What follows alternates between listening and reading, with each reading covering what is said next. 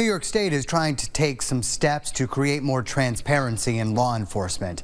A lot of police reform bills were looked at this week by the state Senate and Assembly, and Kelly O'Brien joins us now with details about one in particular that's been pretty controversial. Kelly, what do you know?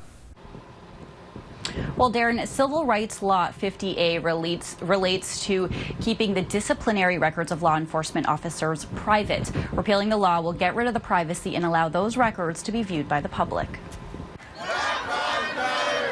After the death of George Floyd while in custody of Minneapolis police, people across the country have demanded change to the justice system.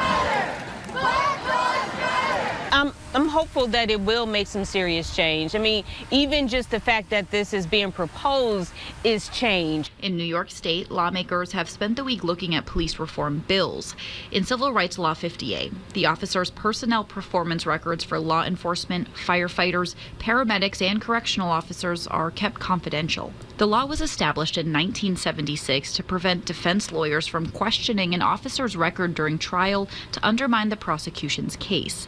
It's been controversial ever since. I think it's important that we hold this system accountable at all levels. No justice, no peace.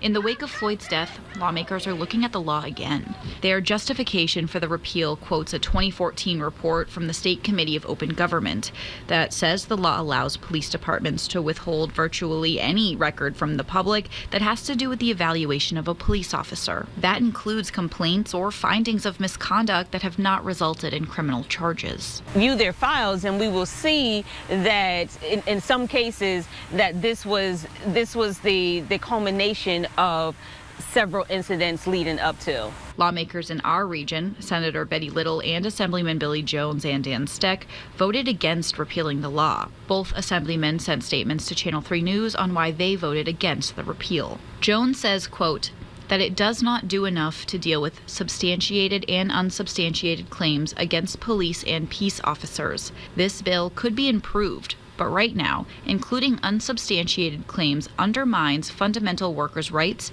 and, quite frankly, does nothing to address systematic racism. Steck also concerned over unsubstantiated complaints and said, quote, it could have dire unintended consequences and, frankly, discourage people from becoming first responders.